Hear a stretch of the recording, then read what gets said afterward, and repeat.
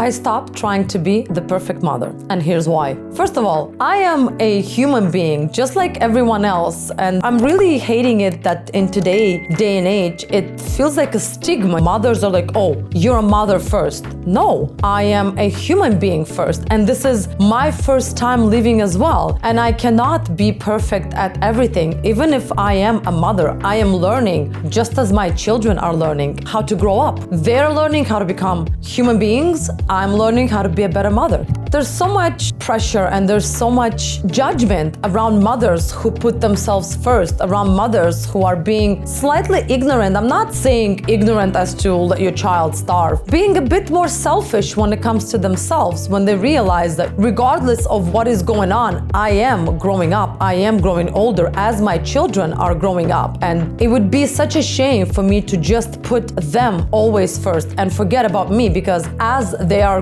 growing up, I'm getting older and I'm missing on so many opportunities when it comes to me, because I'm sure there are many things that you as a mother want to achieve besides being a good mother. So I decided I'm going to stop trying to be the perfect mother and always be aligned with everything that my children want, always make sure they are exposed to all different type of sports. Like, no, I decided that I'm going to let them explore what they like, let creativity kick in, let them get bored as I'm exploring myself as well, because I should come first when it comes to me, because I do have only one life to live as well as them. It takes so much pressure off, and I'm hoping this is not going to come across as a wrong message as to be narcissistically selfish. No, it's to have a certain level of selfishness when it comes to your rest, when it comes to nutrition, because we always attend to ourselves last as opposed to first. So I'm changing it slightly. I'm attending to myself first, because if I'm going to be healthy, if I'm going to be in good spirits, if I'm going to be rested, I will be that much of a better parent for my children. I lowered my expectations when it comes to myself. So what if I ordered pizza for my children in the evening, or not necessarily gave them a long bath and put them to bed and let them have an extra ice cream at night? Whatever keeps them busy for the half an hour of free time that I need, I will do it. I will let them do whatever they want within the limits, of course, but still, I would let them do whatever they want, explore, go through closets, go through the fridge, do whatever they want, as long as I get my half an hour to 45 minutes time to do whatever. Scientifically, it was proven that women are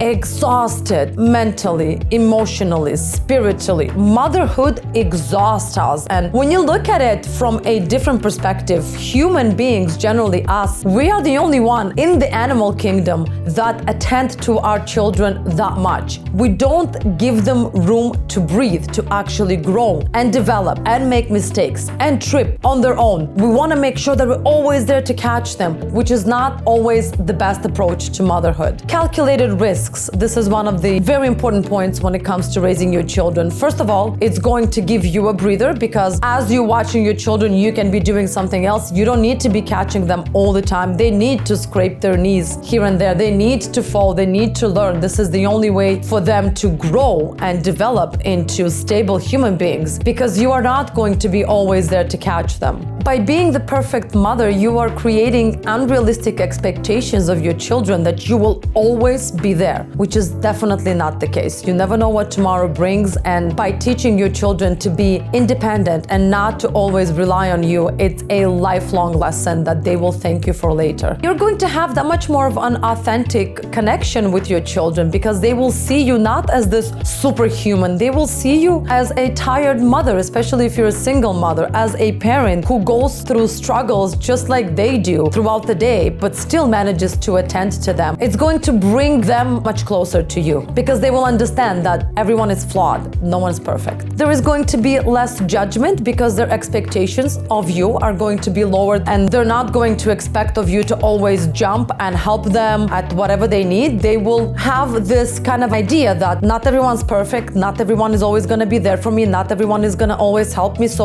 I need to learn how to do things on my own. Quality of life. Ultimately, by embracing those imperfections, by understanding that there is no such thing as a perfect mother. No matter how many extracurricular activities you sign up your kid for, or whatever games you get for them, or whatever food you cook for them, they're always going to be dissatisfied to some degree, because it's virtually impossible to satisfy anyone 100%. But your quality of life is going to improve because there's going to be less mental stress.